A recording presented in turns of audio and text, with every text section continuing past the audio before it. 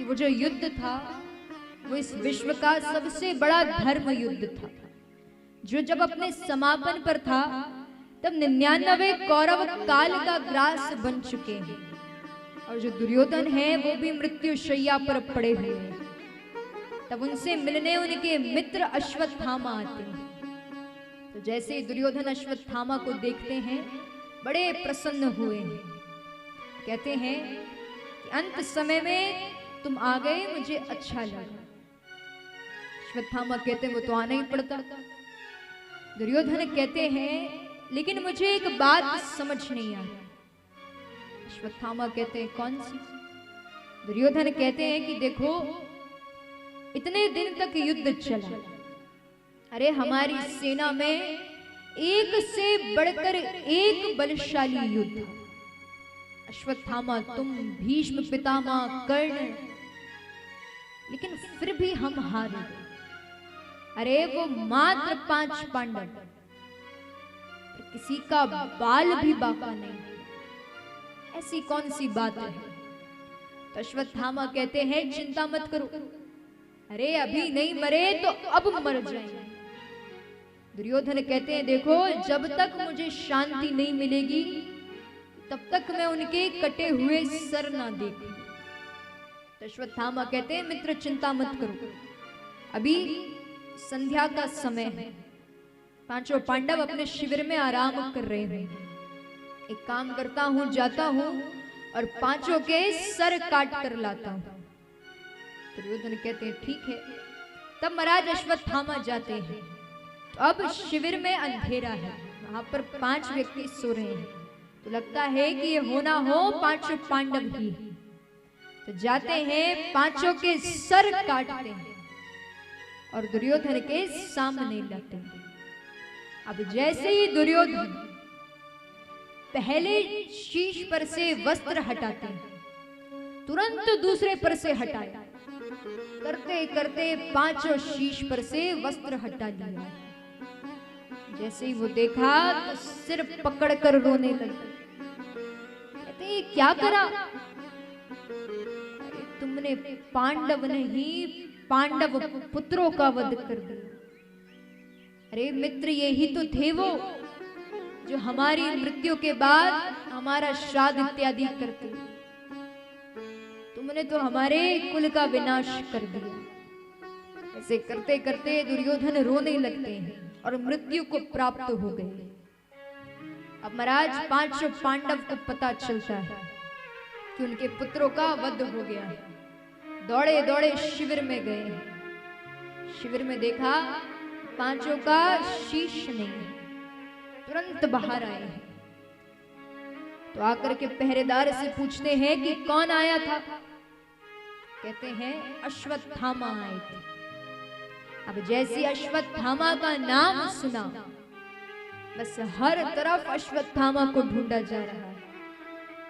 तब 5 पांडव अश्वत्थामा को पकड़ करके लाते हैं, द्रौपदी के सामने लाकर खड़ा कर दिया है। कहते हैं कि यही है वो जिसके कारण तुम्हारे 5 पुत्रों का वध हुआ है।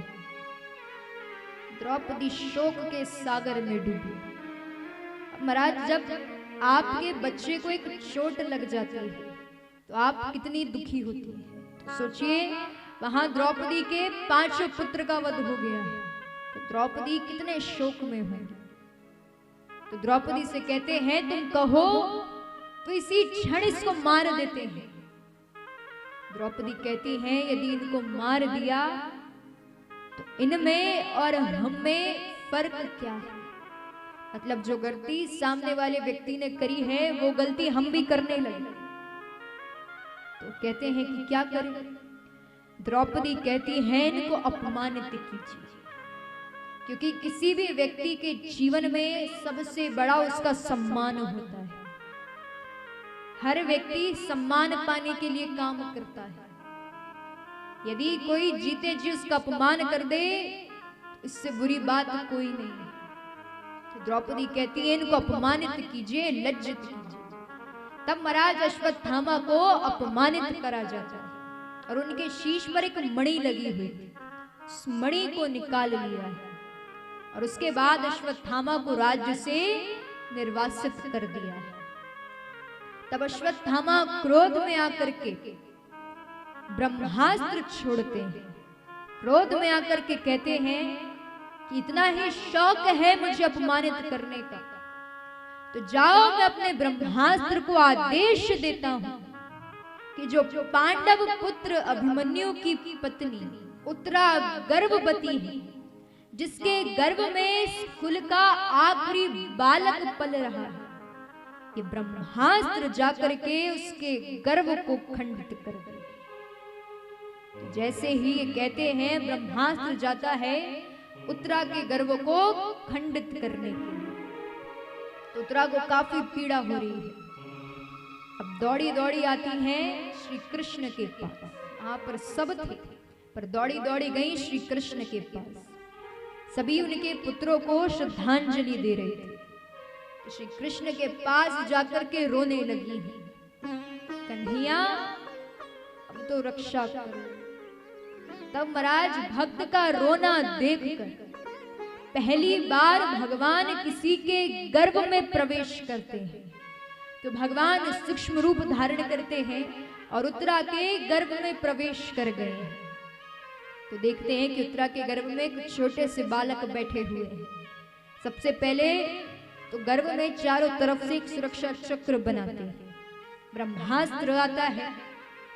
अब भगवान ने सुरक्षा चक्र बनाया है, कौन सा ब्रह्मास्त्र टिकेगा? तो इसलिए ब्रह्मास्त्र आता है और निस्तेज हो गया है। फिर उसके बाद भगवान देख रहे हैं कि गर्भ में बालक बैठे हुए हैं, बड़े सुंदर लग रहे हैं। अब महाराज वो बालक कौन है? परीक्षित जी, काफी सुंदर लग रहे हैं। श्री कृष्ण देखते रह गए हैं।